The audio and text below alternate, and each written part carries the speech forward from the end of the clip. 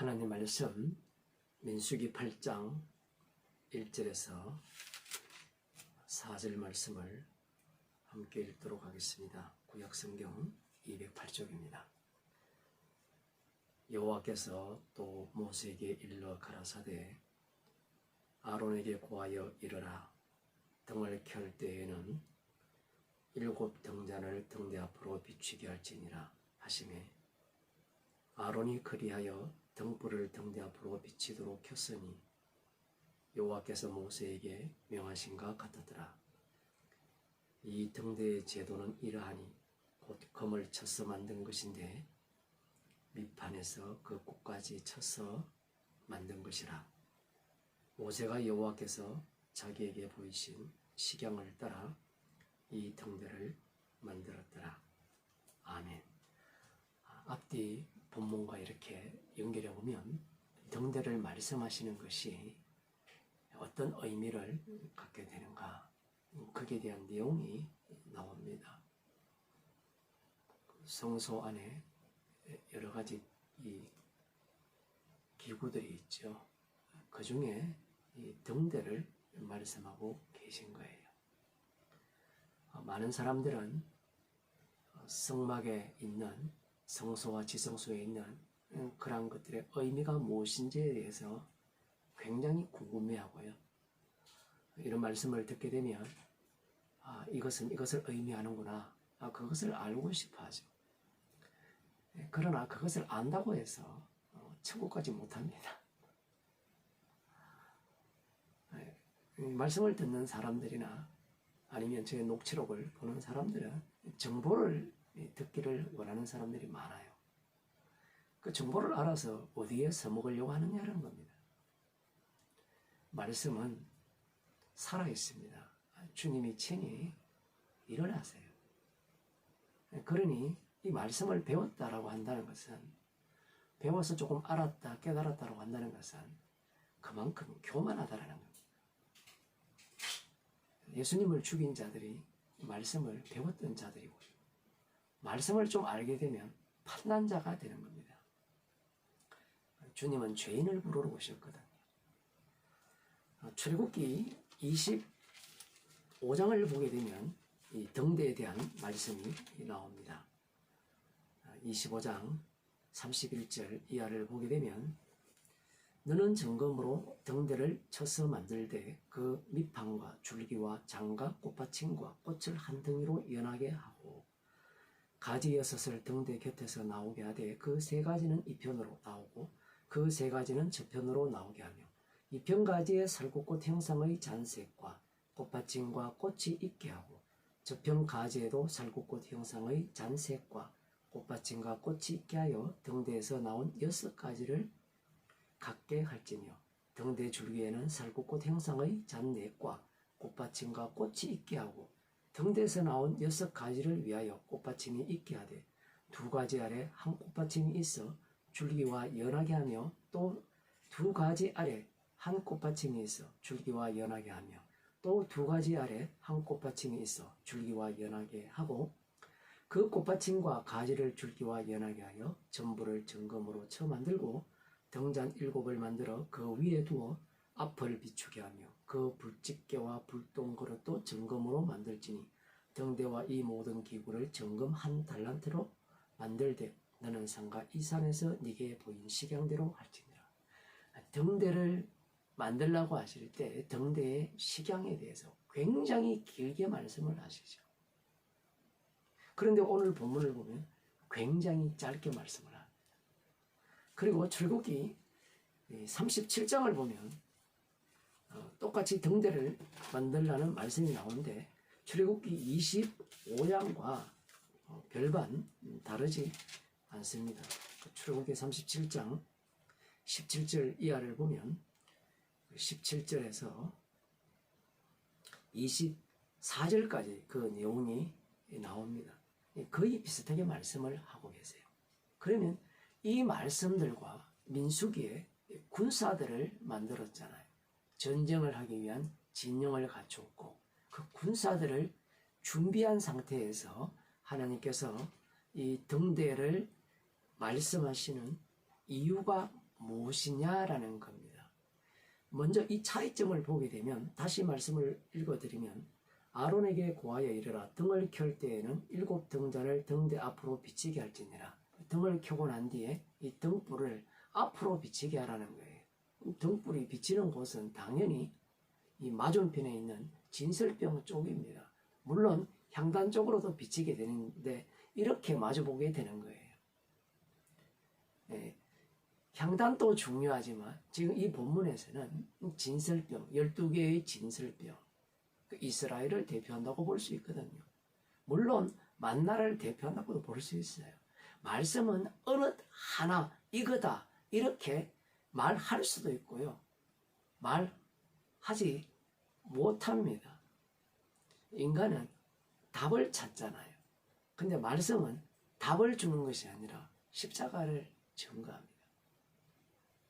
인간의 탐욕이 그러한 거예요. 그래서 하나님께서는 이런 이 구약의 모형들을 주실 때 이것은 이거야 라고 1:1 대응 관계로 말씀하시지 않는 겁니다. 그 이유는 인간이 말씀을 갖고 놀기 때문에 그래요. 오늘날도 마찬가지잖아요. 말씀을 좀 알고 깊이 있게 배우면 그것을 갖고 행세를 하죠. 행세. 진리를 아는 행세. 구원이 여기 있다라고 하고 그런 모습을 보이는 겁니다.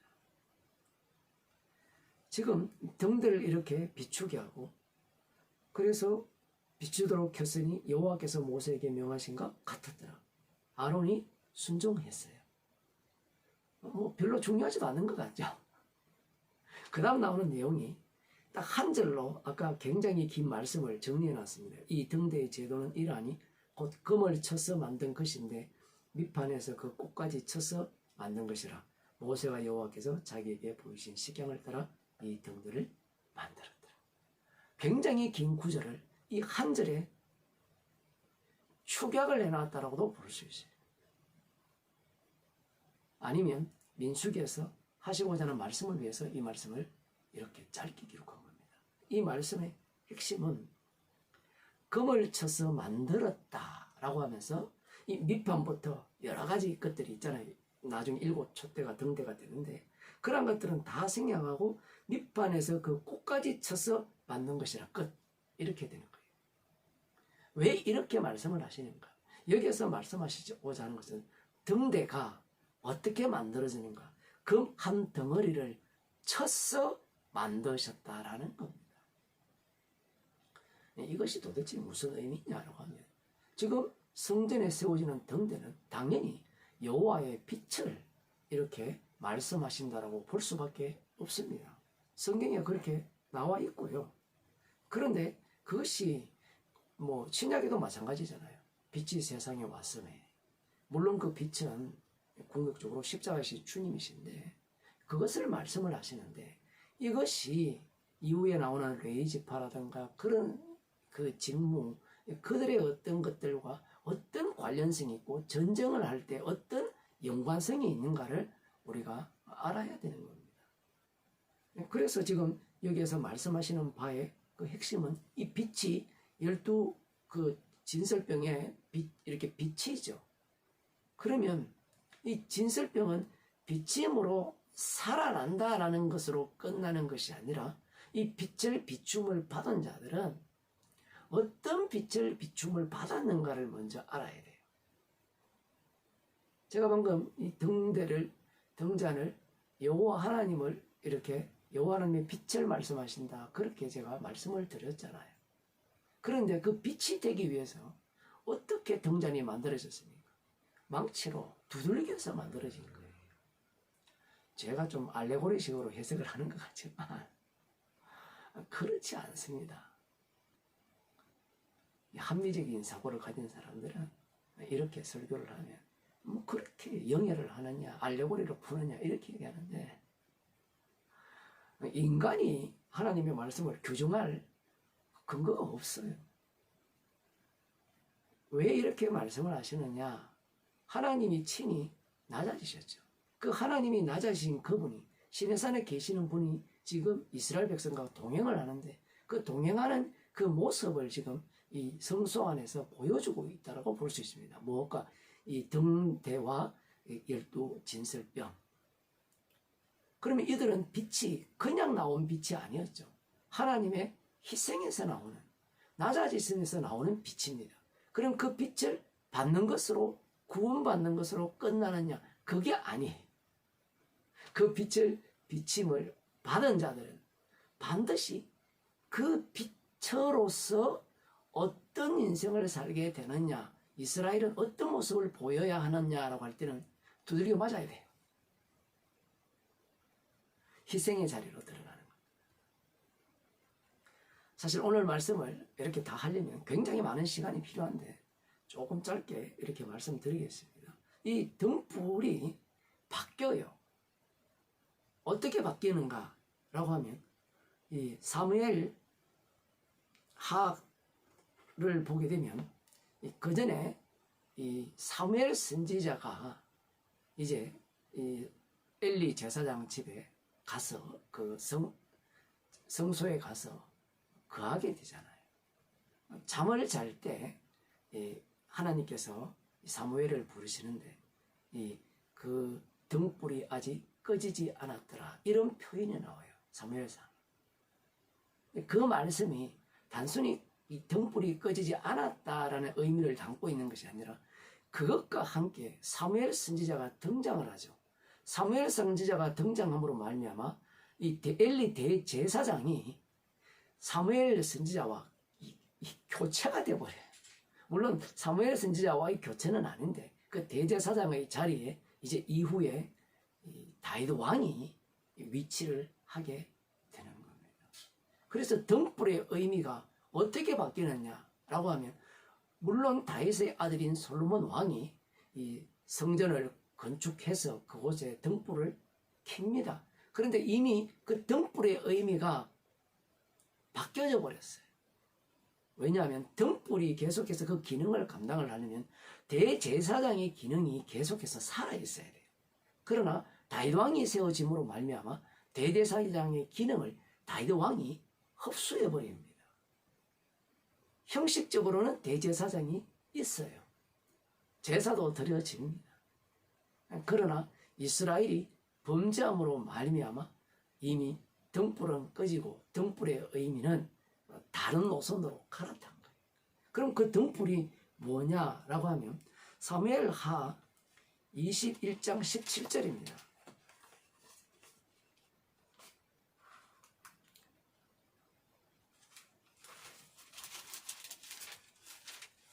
사무엘하 21장 17절에 보면 스루야의 아들 아비새가 다윗을 도와 그 블레셋 사람을 쳐 죽이니 다윗의 종자들이 다윗에게 맹세하여 가로되 왕은 다시 우리와 함께 전장에 나가지 마옵소서, 이스라엘의 등불이 꺼지지 말게 하옵소서, 이렇게 표현하고 있어요. 블레셋 사람과 전쟁을 하는데 다윗 왕도 함께 출정하는 겁니다. 뭐 위기를 닥쳤을 수도 있고. 그래서 이 군사들이 하는 말이 이 다윗의 등불이 꺼지지 말게, 다윗 왕이 죽으면 안 된다라고 먼저 요청을 해요. 그런데 이 다윗의 등불을 누가 갖고 오시는가 하면 솔로몬 왕이 우상 숭배를 함으로 말미암아 이스라엘을 찢어서 둘로 나눌 때 하나님께서 이 다윗의 등불을 갖고 옵니다. 정말 이런 말씀을 보면 신비로워요. 사무엘하 열왕기상 11장 36절에 나오는데요. 그 사무엘하 그 22장 29절에 보면 다윗이 이렇게 말합니다. 이 군사들은 다윗 왕을 그 이스라엘의 등불이라 이렇게 표현을 하지만 다윗 왕은 이스라엘의 등불이 누구냐라고 하면 22장 29절에 보면 여호와 하나님이 자신의 등불이다, 그렇게 말씀합니다. 여호와여 주는 나의 등불이시니, 이렇게 고백을 하거든. 그러면서 이제 다시 열왕기상 11장 36절로 가게 되면 여호와 하나님께서 둘로 찢으면서 이렇게 말씀합니다. 그 아들에게는 내가 한 지파를 주어서 내가 내 이름을 두고자 하여 택한 성 예루살렘에서 내 종 다윗에게 한 등불이 항상 내 앞에 있게 하리라. 물론 예수님 당시에 유대인들은 이 약속을 맺고 있었던 겁니다. 다윗 왕을 기다리고 있었던 거예요. 그런데 이 등불은 이미 이 출애굽기나 민수기에 나오듯이 이 막치로 두들겨서 만든 등불이에요. 십자가에 못 박혀 죽으신 분이 등불이라는 겁니다. 다윗 왕이 등불이 아니고요. 그러면 이 약속들은 어떻게 성취되느냐 하실 때는 이미 그림자로서 보여준 이 역할, 등대와 12진설병, 이 모습이 어떻게 신약 시대에 완성이 되느냐 할 때는 예수님께서 십자가의 피로 빛을 비춰주셔서 그들을 구원하는 것으로 끝나는 게 아니에요. 많은 사람들은 구원론에 미쳐있죠. 모든 사람이 그러합니다. 그런데 이스라엘을 구원하기 위한 목적이 아니었잖아. 언약을 증거하기 위한 이스라엘이었잖아요. 그러면 구원은 언약을 위한 구원이고 출애굽이 그런 출애굽이었거든요. 그래서 요한계시록 1장을 보겠습니다. 요한계시록 1장 20절에 보면 네 본 것은 내 오른손에 7별의 비밀과 7금초대라. 7별은 7교회의 사자요 7촛대는 7교회니라. 갑자기 이 구약과 완전히 뒤바뀌어 버렸죠. 물론 뭐 억지로 그 등대가 이스라엘이다 뭐 이렇게 이야기할 수 있는데 12진설병이 이스라엘이라는 것은 누구나가 인정하잖아. 그 이 7촛대가 이 계시록에 오게 되면 이 교회로 바뀌어버려요. 그럼 이 7촛대는 어떻게 만들어졌습니까? 한 덩어리에서 만들어졌죠. 두들겨서. 예수님이 십자가의 피로 사신 교회입니다. 그럼 이 교회는 그 피를 증거하는 교회가 되겠죠. 그런데 놀라운 것은 이 7촛대가 주님을 증거하는 빛을 발산하는데 다른 얘기는 다 이렇게 나중에 하고요. 7교회가 없어집니다. 요한계시록에서 나오는 이 7교회가 없어져요. 그럼 어떻게 없어지느냐? 두 부류로 나눕니다. 주님의 피로 사신 교회이기 때문에 우리는 이 교회가 다 구원받았다 이렇게 인식할 가능성은 없죠. 그런데 그렇지 않습니다. 교회 안에 교회와 교회 안에 가짜 교회가 있죠. 그것은 뭐 갈라디아 교회도 마찬가지고 성경에 여러 군데 나옵니다. 대표적인 게 예수님의 제자들 12 중에 가룟 유다가 있었다는 거예요. 7교회도 마찬가지죠. 7교회라고 하니까 하나님의 피로 샀다 하니까 우리는 그 모든 사람들을 피로 샀다고 생각하는데 그렇게 보면 안 됩니다. 항상 말씀은 그 속에서 십자가의 능력, 심판의 능력을 담아 놓았어요. 그래서 7교회가 어떻게 없어지느냐라고 하면 하나님의 어린 양의 피를 증거하다가 죽임 당했던가 아니면 하나님의 어린 양의 피를 증거하다가 배반했던가 둘 중에 하나예요. 그러면 목사님 그 행위로 구원받는 게 아니니까 그 얘기가 아니라 그것들은 결과물이에요. 여기에서 주안점은 요한계시록에서 7교회의 특징은 하나님의 어린 양의 피를 증거하다가 복음과 함께 고난을 받고 다 순교한다는 거예요. 그리스도 안에서 죽임을 당한다는 거예요. 그럼 왜 죽임을 당하는 것이 끝이냐? 왜 이렇게 부정적이냐라고 할 때는 그들을 만드신 분이 이 땅에서 제거당했거든. 그러면 그들이 증거하는 내용이 이 교회가 증거하는 내용이 예수 그리스도의 피잖아요. 십자가입니다. 이 피를 사람들이 받을 수 있느냐라고 할 때는 안 받아요. 사람들은 오해하는 게 예수님의 말씀이 싫어서 죽였다는 겁니다. 그래서 죽여가지고 피를 증거하니까 이제는 마음이 바뀌어서 그것을 받아들여서 믿을 수 있다라고 생각하고 호의적이 될 수 있다라고 생각해요. 그렇지 않습니다. 어제 성탄절이었는데 성탄절이 왜 사람들에게 호의적입니까? 어린 아기로 오신 예수의 피를 이야기해 보세요. 사람들은 거부합니다. 피를 이야기한다는 것은 어떤 인간도 부정한다는 거예요. 의인은 없나니 하나도 없다라는 거예요. 피를 믿지 아니하면 구원이 없다라는 거예요. 거기에서 한 걸음 더 나가면 구원은 피의 능력에서 오지 네가 믿는 믿음에서 오지 않는다라는 거예요. 그것이 성령 받은 자들이 증거하는 거예요. 그러니 악마가 가만히 있겠어요. 그리고 교회 안에 들어온 가만히 들어온 그러한 자들이 이 복음을 증거하겠습니까? 처음에야 이익이 된다고 들어와가지고 복음을 전한다고 이렇게 모양을 내지만 끝까지 십자가 피 외에 이 피를 얘기하는 그를 부정해버리죠. 나를 부정해버립니다.